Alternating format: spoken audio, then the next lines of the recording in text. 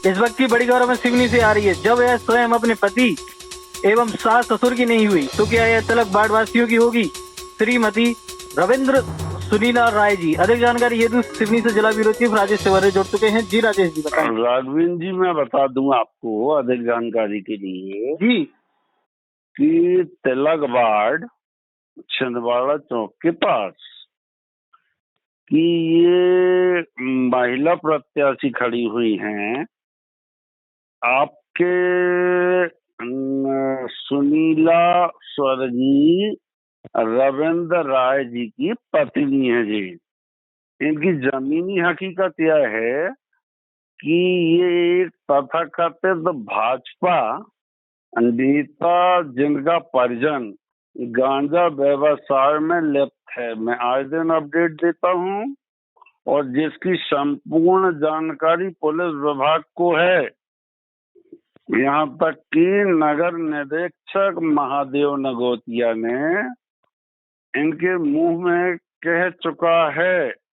इसके गवाह भी प्रस्तुत कर सकते हैं हम न्यायालय में कि आप गांजे का बहुत व्यवसाय कर रही हैं और इनकी गाड़ी है भाई साहब बोलेरो, उसमें अवैध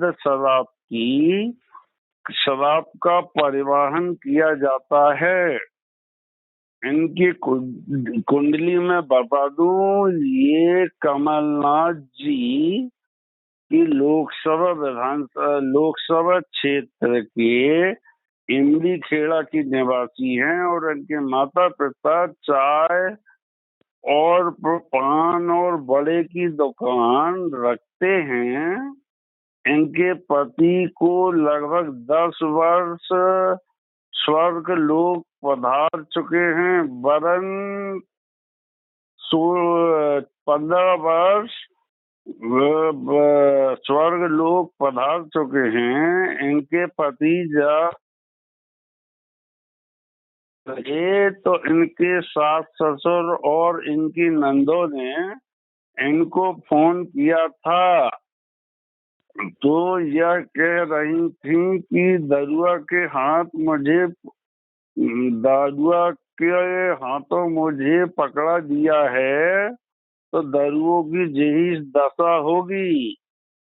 जब नागपुर से मृत्यु हालत में इनके पति स्वर्गीय रविंद्र राय जी गब्बर, जो योग्य व्यक्ति थे, भले ही जुआ सट्टा शराब जैसे आदतों से वो लाचार थे, लेकिन घर के एक विशेष व्यक्ति थे। इनसे समाज को सीखना चाहिए कि अपने बहनोइयों की इज्जत कैसे करना चाहिए। हर समाज के व्यक्ति को स्वर्गीय रविंद्र सिंह राय गब्बर भाई से सीखना था कि अपनी बहन और बहनोइयों की इज्जत कैसे करते हैं। ये हमारे जिले के स्वर्गीय रविंद्र राय जी गब्बर हैं, जिन्हें लोग शराबी और आवारा कहते थे, और वो अपने बहनोइयों को 20 बस स्टैंड में पैर में गिर जाते थे, जैसे मर्यादा पुरुषोत्तम श्री राम के चरणों में आपके महाबली हनुमान गिर जाया करते थे। व्यक्ति में अगर एक गलत आदत भी होती है तो उसमें लाखों अच्छाइयां भी होती है। ये उनकी पत्नी है। उनके पति की मृत्यु के उपरांत इनके ससुर को पैरालिसिस हो गया था। इनके ससुर लगभग 7-8 साल पलंग में घसटते रहे और इनकी सास उस ससुर की सेवा जाप्ता करती रही। वरन इनके 2 पुत्र हैं एवं पुत्री हैं। उनके तक इनकी सास ने कपड़े धोया है और इनको बिठाल के खाना खिलाया है। और ये 4 पैसे क्या मायके वालों ने इन्हें दे दिए। इनने किराना दुकान खोल के और उसी किराना दुकान में पैसा अपनी सास का लगवा के उस दुकान को भी चूरा कर दिया और उस घर को भी चूरा कर दिया है। जब ये अपने स्वयं पति की और अपनी सास की नहीं हुई, ससुर की नहीं हुई, और जब इनकी सास के पेट में ब्लड कैंसर जैसी बीमारी से प्रताड़ित थी तो इनके बड़े दामाद के घर इनने भूखी पहुंचा दी थी। जब बड़े दामाद ने इनको रखा, इनकी सास को रखा था उपचार के दौरान जबलपुर मेडिकल कॉलेज ले गया था, वो दामाद आज भी कोविड-19 की वजह से महामारी से ग्रसित हो गया था, जिसके परिजनों ने बोकाड में 7 लाख रुपए और 3 महीने तक ताले में बंद रखा था कि हमारा भाई कहीं चला न जाए। और उस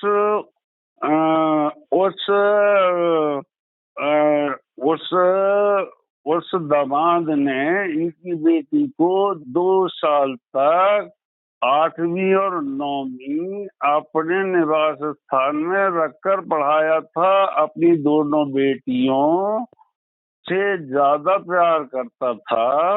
और इनके दामाद की दोनों सुपुत्री थोड़ी सी शरारती थी, तो इनकी बेटी को अगर उप भी कहती थी तो उनके दामाद की 2 लाल, जिसके लिए वो आज सपनों में भी रोता है, उनको तक भयंकर मारता था कि बिना पिता की बेटी को इस टाइप के शब्द नहीं बोलते बेटा, क्योंकि इनके पिताजी नहीं हैं, ये अपने फूफा जी को पिता मानती हैं।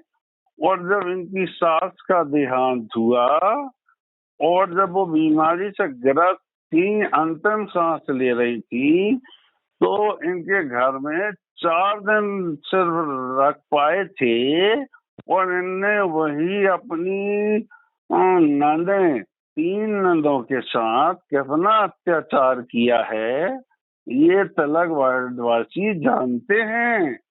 और उसके बाद बाकायदा बड़े दामाद ने और छोटे दामाद ने 13 के संस्कार सब किए और मंडला में अस्थि विसर्जन करके पूरा खर्चा उठाए। आज भी वो गोरू किराना वाला गवाह है। और जब 13 समारोह मचा था तो इन्होंने उन्हीं नंदों के साथ वो सास जी की आत्मा की शांति हेतु कराई जाने वाली 13वीं की पूजा गंगा जली में ऐसा तांडव मचाया था कि पूरे तिलकवाड़ वासी और छिंदवाड़ा चौक वासी इकट्ठे हो गए थे। तो ऐसी महिला को अगर तिलकवाड़ वासी प्रचंड बहुमत से विजय बना लेंगे तो जैसे ये विधवा हैं, तिलकवाड़ भी पार्षद पद विधवा रह जाएगा। और इनका साथ दे रहे हैं इनके ममिया ससुर, जिनकी पत्नी को मात्र समाजवादी वोट्स पार्टी से पार्षद हेतु 2 वोट मिले थे और उनके चर्चे समस्त नगर में छाए रहते हैं। और इनके परिजन को नौखेलाल जी, स्वर्गीय नौखेलाल जी और स्वर्गीय निर्मला राय जी और स्वर्गीय रविंद्र राय जी के परिवार को बिगाड़ने में यही प्रत्याशी का सहयोग कर रहे रविंद्र, इनके पति रविंद्र गब्बर के मामा लोगों का हाथ है बर्बादी करने में।